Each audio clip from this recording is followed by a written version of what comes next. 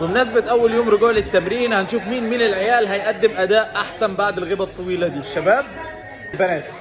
عايزك كده يا عزيزي المشاهد وانت بتتفرج على الناس دي انك تستقنيس معاهم في اللعب وتحس انهم بيتعبوا مش على الفاضي، بيتعبوا على الهبد ما شاء الله عليهم، بس حاجه حلوه انهم بيحاولوا كتير. طبعا الشباب بسم الله ما شاء الله عليهم فيهم شويه باور، تحس انهم كانوا مخزنين شويه، حتى انهم بيترموا في كل حته. عندنا جنى يعني من اكتر البنات اللي ما شاء الله عليها، بحس ان هي مفترسه في اللعب. بالنسبه للبنات حلوين الى الان ما شاء الله. على ندى دخلت وجامد قوي تلعب الحركات فيها بره، بس ما تكملش اخر، عماله تقع من كل حركه، بس عادي. ودخلنا على سلمى اللي بعدها، دي اكتر بني ادمه ممكن تكهربك في حياتك او تشيلك، بس اكتر ما حاجه بتعجبني فيها انها بتحاول برضه. عشان لسه راجع من التمرين مش قادر اعمل اي حاجه. ابدا يا جدعان اقول لهم اي تشالنج اقوله لهم يدخلوا من غير ما يفكروا، ما نستهونش بالشباب كده وندخلهم نكسر بيها اعضامهم كده شويه. واحمد بيتنطط من بعدها ان هو لسه عايش، وعبد الرحمن دخل كده حسيته بطه بلدي وهو بينط، بس عاشوا ان احنا نكسر عظامهم النهارده. عمرو هنا اتصدم وقال والله ما بالراحه يا جدع في ايه، بس قمت مدخله قلت له لا مفيش حاجه اسمها بالراحه، انت هتدخل الحركه، بس هو دخل بسم الله ما طلعش تاني. والبنات مش محتاج ان انا اتكلم عليهم كتير لان هم ما شاء الله عليهم طبعا رافعين راسي دايما بانهم بيشلوني، بس هم حلو جدا ان هم بيلعبوا. صعب بقى الموضوع عليهم ونجيب البلاستر والورقه دي ونقول لهم يلا العب باك يا باشا وانزل عليها، واحمد ضحى بيها ونزل ما شاء الله جابها حلو جدا. عبد الرحمن ساب كل حاجه وبينزل من قبلها. بعدها عمرو كان خايف بس انا وقفت جنبه وخليته يجيبها، وبعدها لجانا قالت حبت تدخل قمت داخل ساندها وما شاء الله جابتها حلو جدا. احمد بقى يتهور وينزل يطبع المراتب بوشه مناخيره وتكبر يا جدعان، وعبده باور يحنن عليه يا سيدي، بس احمد ما يسكتش ويدخل تاني ويجيبها احسن من الاول ويكمل الفلو يا باشا ويلبس في اي حاجه يشوفها قدامه. احمد الضحيه بتاعتنا نحب نجرب عليه اي حاجه، ودخلنا بقى على الفرونت اللي بعده انه ينزل في نص الحاجز، بس احمد كذا مره ان هو يختفي يتقلب.